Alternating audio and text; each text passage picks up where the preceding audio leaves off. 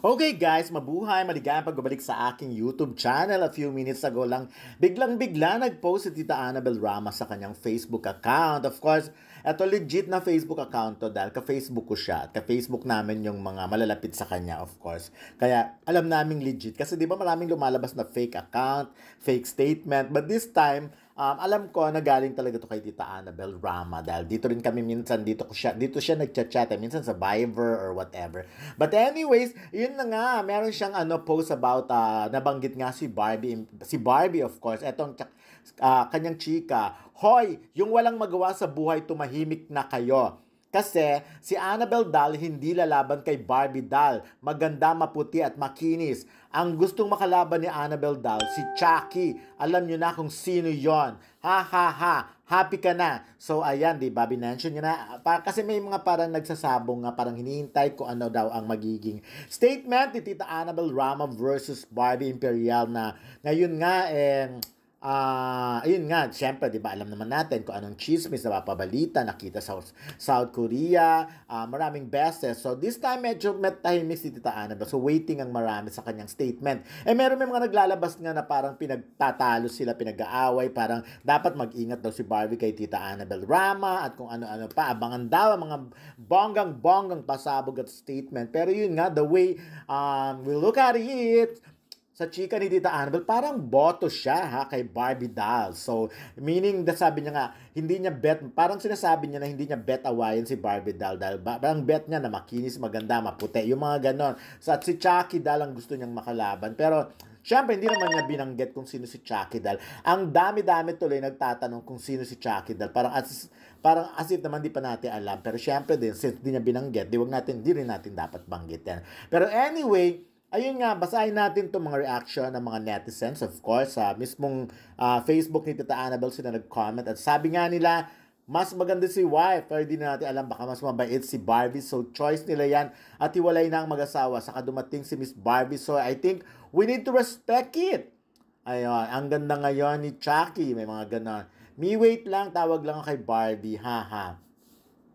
Eto, kilala ko talaga yan si Chucky. Haha, eto. Kilala mo ang parot? Ayun.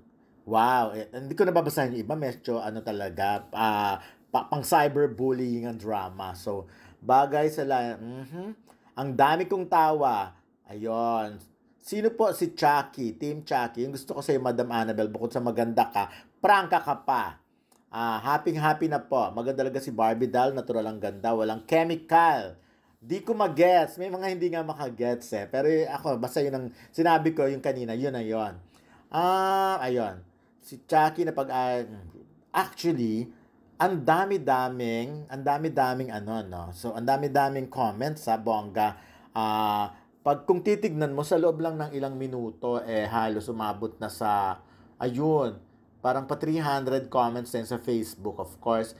Ayan. So anyways, ako sa totoo lang, medyo nangihinayang lang ako sa nangyari talaga sa relasyon nila Richard Gutierrez and Sara Labati. Again and again, lagi kong ulitin na syempre naging witness din naman kami sa pagmamahalan nila noon. And of course, up to now, nasa akin pa rin yung invitation nila na supposed to be nga, kakasal sila before pandemic or nung a few weeks before pandemic, yung mga ganun nga, diba? So, nung 2020, lagi ko yun. Tapos pag na-interview ko si Sarah, pinapakita ko pa rin yung invitation. At saka parang recently lang, na-interview namin si Richard, parang wala kaming nasisense na problema noon na, tapos biglang-bigla may mga pasabog na pangyayari na nga. So, napansin namin yun parang last year nga, nung birthday ni Tita Annabel Rama, wala si Sara Labati doon. Mag-isang dumating si Richard Gutierrez sa party na yon. Diyan sa may Makati ginawa. So, nandun kami, nag-cover kami, nagpasosyal kami, kumain kami, uminom kami, at syempre ang bongga-bongga ng mga bisita. Pero,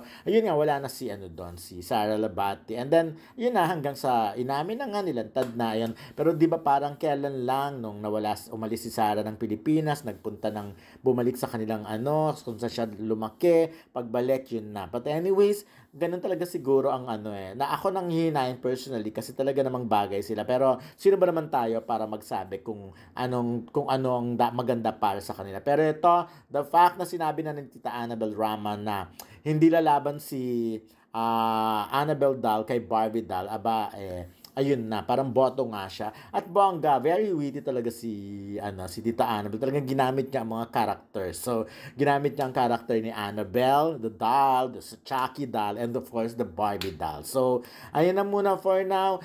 Tingnan natin kung ano pang mga kaganapan na mangyayari sa mga susunod na araw. So, abang-abang na lang. Yun na muna for now. Maraming salamat sa patuloy na pag-support sa aking YouTube